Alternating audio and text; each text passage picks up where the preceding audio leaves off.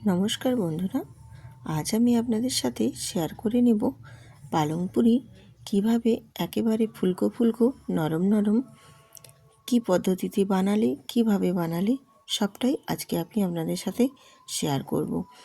তো এই প্রসেসে এইভাবে কিন্তু বানালে একদম ফুলকো ফুলকো নরম নরম পালং পুরি রেডি হয়ে যাবে। তো আমি যেভাবে বানাচ্ছি সেই মতো স্টেপ বাই স্টেপ ফলো করে বানিয়ে দেখো, আশা করছি খুবই ভালো লাগবে এবং খুবই কম সময়ের মধ্যে রেডি হয়ে যাবে। একটু স্কিপ করবে না, স্কিপ করলে বুঝতে পারবে না আমি কিভাবে সমস্ত কিছু রেডি করে নিচ্ছি। আর আমি যেভাবে বানাচ্ছি এইভাবে বানালে একদম পারফেক্ট ফুলকো ফুলকো একদম নরম তুলোর মতো পালং পুরি রেডি হয়ে যাবে। তো চলুন আজকে ভিডিওটা দেখে নেওয়া যাক। আমি এখানে একটা মিক্সিং বোল নিয়েছি, তার মধ্যে পালং শাক ডায়াগাটি আমি ভালোভাবে ধুয়ে পরিষ্কার করে নিয়েছিলাম, তার মধ্যে 2 কোয়া আদা আর 2টো কাঁচা লঙ্কা দিয়ে একদম খুব মিহি একটা পেস্ট বানিয়ে নিয়েছি। এরপর আমি একটা মিক্সিং বোলের মধ্যে এটা ঢেলে দিলাম। পালংয়ের পেস্টটা আমি মিক্সিং বোলের মধ্যে যেটাতে আমি সমস্ত কিছু রেডি করে নেব সেই মিক্সিং বোলের মধ্যে দিয়ে দিলাম। দিয়ে এবার এই মিক্সিং জারটা ধুয়ে অল্প সামান্য একটু জল অ্যাড করে দিলাম। এরপর এই পালংয়ের পেস্টটার মধ্যে আমি কিছু উপকরণ অ্যাড করব। আর পালংয়ের একদম পেস্টটা দেখো খুব সুন্দরভাবে মিহি হয়ে রেডি হয়ে গেছে। এরপর এর মধ্যে আমি 1 বাটি ময়দা নিলাম আর দিলাম সামান্য অল্প আর একটু, যদি তোমরা ময়দার পরিবর্তে আটাও নিতে পারো। আর দিয়ে দিলাম এখানে 1 চামচ আমি চিনি আর স্বাদ মতো লবণ দিয়ে আমি খুব ভালো মতো এটা মাখিয়ে নেব। ময়দাটা বেশ পালংয়ের সাথে খুব সুন্দর করে মাখিয়ে নিলে পুরিটা বানাতে বেশ ভালো লাগবে, দেখতেও যেমনি সুন্দর হবে খেতেও ভালো হবে।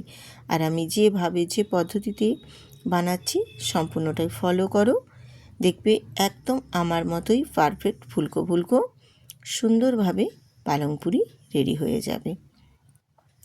আমি এখানে দেখো যে ময়দাটা দিয়েছি সেই ময়দাটায় একটু আর একটু লাগবে, তার জন্য এখানে আমি আবারও অল্প 2 চামচের মতো ময়দা আরও অ্যাড করলাম। এবারে এই ময়দাটা দিয়ে আমি হাতটাও খুব সুন্দরভাবে পরিষ্কার করে নেব আর ময়দাটাও ঠেসে ঠেসে খুব সুন্দরভাবে মেখে নেব।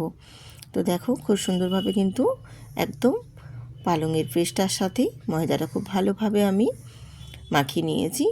এরপর আমি তেল দিয়ে আবারও ঠেসে ঠেসে মেখে নেব। আমি কিন্তু প্রথমে আগে ময়ানটা দেইনি, কারণ ময়ানটা আমি পরে তেলটা দিয়ে আবারও ঠেসে নেব, তাহলেই সুন্দরভাবে একটা ডো তৈরি হবে আর লুচিগুলোও কিন্তু খুব সুন্দরভাবে ফুলবে। পালংয়ের যে আমি পুরিটা বানাবো পুরিটা কিন্তু খুব পারফেক্টভাবে একদম রেডি হয়ে যাবে। তো ডোটা দেখো আমার কত সুন্দর হয়েছে। ডোটা আমি এবার ঢাকা দিয়ে রেখে দিয়েছিলাম 20 মিনিট। 20 মিনিট পর ফিরে এসে তোমাদের দেখাচ্ছি, দেখো কতটাই সফট এবং নরম হয়ে গেছে। এরপর আমি এটা আবারও একটু হাতে ঠেসে ঠেসে মেখে নেব। মেখে নিয়ে এর থেকে আমি নেচি কেটে নেব। আমি প্রথমে এটা 2 ভাগে ভাগ করে নিয়েছি যাতে আমার নেচিগুলো করে নিতে সুবিধে হয়। এরপর আমি একটা ডো থেকে এরকম ছোট্ট ছোট্ট লুচির আকারে, লুচি আমরা ভাজার জন্য যে পরিমাণ মতো এটা নিই সেই মতো ছোট্ট ছোট্ট করে আমি কেটে নিয়েছি। কেটে নিয়ে একেবারে পাকিয়ে নিয়েছি। দেখো খুব সুন্দরভাবে গোল গোল করে, দেখতে ভারী সুন্দর লাগছে কিনা বলো, যেন সবুজ সবুজ সব বল, দেখতে কতটাই সুন্দর হয়েছে দেখো।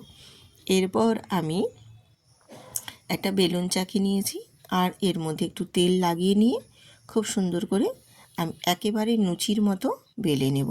তো আমি একটু বড় বড় সাইজের, লুচির থেকেও একটু বড় সাইজের করেছি, তাহলে দেখতে বেশ ভালো লাগবে। আর এখানে যেহেতু আমি শুধু ময়দা দিয়ে করেছি তার জন্য কিন্তু একটু টান ভাব থাকবে, একটু আস্তে সুস্তে দেখে বেলে নিবে, দেখবে সুন্দর বেলা হয়ে যাবে। আমি রূপা ব্লগস উইথ রূপা চ্যানেলে আপনাদের সবাইকে স্বাগত জানাই। আজকের রেসিপি কেমন হয়েছে কমেন্ট করে কিন্তু জানাতে একদম ভুলবেন না। আর যেসব নতুন নতুন বন্ধুরা আমার ভিডিওটি দেখছেন তারা সাবস্ক্রাইব করে বেল আইকনটি প্রেস করে দেবে। তাহলে নিত্য নতুন রেসিপি দেওয়া মাত্রই পৌঁছে যাবে আপনাদের মাঝে। আর আজকে যে সমস্ত আমার পুরনো বন্ধুরা আমার সমস্ত ভিডিও প্রতিদিনের ন্যায় ওয়াচ করে আমার পাশে থাকে, তাদেরকে অসংখ্য অসংখ্য ধন্যবাদ। তো এইভাবে দেখো আমি পুরিগুলো সব বেলে নেব, সুন্দর করে গোল গোল করে প্রত্যেকটা নেচি থেকে। তো আমার দেখো প্রতিটাই বেলা হয়ে গেছে। কালারটাও কত সুন্দর এসেছে দেখো, একদম ন্যাচারাল কালার। প্রাকৃতিক পালং শাকে অনেক পরিমাণে কী বলবো ক্যালসিয়াম থাকে। পালং শাক খাওয়াও খুবই ভালো, পুষ্টিগুণে ভরপুর একদম। বাচ্চাদের পক্ষে তো ভীষণই ভালো এবং বাচ্চা বড় সবার পক্ষেই খুবই ভালো। এরপর আমি একটা গ্যাসেতে কড়াই বসিয়ে পরিমাণ মতো তেল দিয়ে তেলটা খুব ভালো মতো গরম করে নিয়েছি। এরপর আমি একটা করে পুরি যে বেলেছিলাম সেই বেলাগুলো তেলের মধ্যে ছেড়ে দিলাম। দেখো আপনা থেকেই কত সুন্দরভাবে একদম ফুলে গিয়ে নিজের থেকেই পাল্টে খেয়ে গেল। আমাকে কিন্তু ঘুরে আর ঘুরিয়ে দিতে হলো না, নিজের থেকেই কত সুন্দরভাবে ফুলে উঠেছে। ঠিক এই রকম এই প্রসেসে করলে না প্রত্যেকটা পুরি কিন্তু খুব সুন্দরভাবে ফুলে উঠবে, আর দেখতেও ভারী যেমন সুন্দর লাগবে, খেতেও কিন্তু ভীষণ সফট এবং নরমও হয়েছিল। প্রত্যেকটা পুরি খুব সুন্দর একদম এত সুন্দরভাবে রেডি হবে তোমরা নিজেরাই বুঝতে পারবে না। আমি একটা পুরি ভেজে তুলে নিয়েছি, আবারও আরেকটা ভেজে নিচ্ছি। দেখো প্রত্যেকটা পুরি কিন্তু খুব সুন্দরভাবে ফুলে উঠেছে। এইভাবে এই প্রসেসে করবেন বন্ধুরা, প্রত্যেকটা পুরি যেমন ফুলবে তেমনি দেখতেও সুন্দর লাগবে। আর পালং শাক আমাদের শরীরের পক্ষে ভীষণই উপকার। পালং শাকের বাচ্চারা তো চট করে খেতেই চায় না একদম। এইভাবে যদি বানিয়ে দাও তাহলে একেবারেই কথা নেই, সব বাচ্চাই কিন্তু পুরি খেতে ভীষণ পছন্দ করে।